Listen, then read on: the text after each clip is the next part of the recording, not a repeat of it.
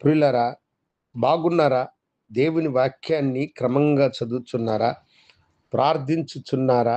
నేటి ధ్యాన వాక్యము హబక్కూకు 3వ అధ్యాయము 19వ వచనం. యెహోవాయే నాకు బలము, ఆయన నా కాళ్ళను లేడి కాళ్ళ వలె చేయును, ఉన్నత స్థలముల మీద ఆయన నన్ను నడువచేయును. భక్తుడైనటువంటి హబక్కూ చెబుతున్న మాట ఇది. దేవుడే నా బలము, ఆయన నా కాళ్ళను లేడి కాళ్ళగా చేసి ఉన్నత స్థలముల మీద నన్ను నడవచేయును అని అంటున్నాడు.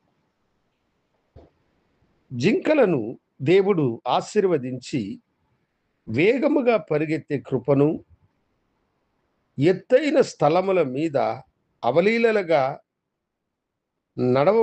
నడిసే మార్గమును, పరుగెత్తేటువంటి శక్తిని వాటికి అనుగ్రహించినాడు.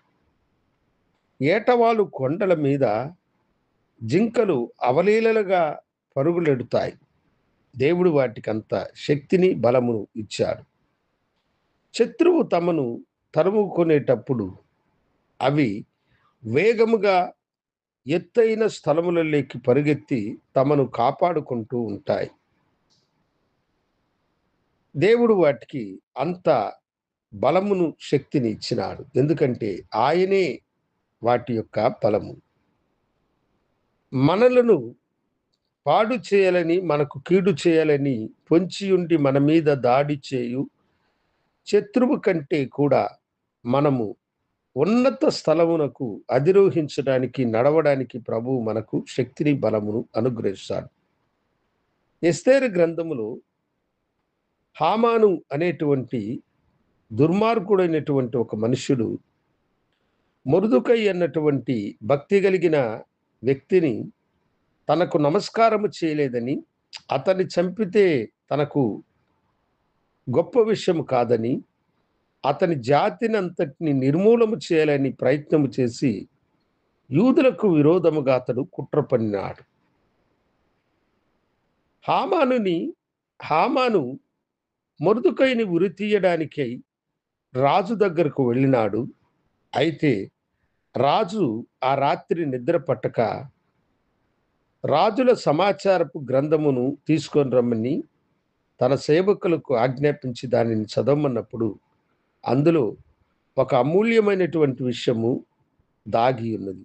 అదేమిటంటే, మొర్దెకై రాజు ప్రాణమును అతని సేవకులు తీయాలని చూసినప్పుడు ఆ కుట్రను రాజుకు తెలియచేసి రాజు ప్రాణములను కాపాడాడు. రాజన్నాడు, మొర్దెకైకి మనం ఏమైనా ఉపకారం చేశామంటే ఏమి చేయలేదన్నాడు. హామాను అతన్ని ఉరి తీయడానికి అనుమతి కొరకు వెళ్ళినాడు. అయితే రాజు హామానుతో, మొర్దెకైని రాజు ఘనపరిచే మనుషుణ్ణి ఎలా ఘనపరచాలనో అలా ఘనపరచమని హామానుతో చెప్పాడు. రాజగుర్రం మీద అతన్ని ఎక్కించి వీధులంతటా రాజవస్త్రములను ధరించి రాజకిరీటము అతని తల మీద పెట్టి రాజు ఘనపరచువానిని ఇలాగు చేయనని ఏ యొక్క హామానైతే మొర్దెకైకి కీడు చేయాలనుకున్నాడో ఆ హామానే మొర్దెకైని ఘనపరిచినాడు. దేవుడు మొర్దెకైని ఎత్తైన స్థలమునకు తీసుకువెళ్ళాడు. అవును దేవుని బిడ్డలారా, నీకు కీడు చేయాలని పొంచి ఉన్న శత్రువు, నీ ప్రాణమునకు అపాయమును కలుగు చేయాలనేటువంటి శత్రువు సిగ్గు కలుగునట్లుగా దేవుడు గొప్ప కార్యమును చేసి మిమ్మలను ఆశీర్వదించువాడు.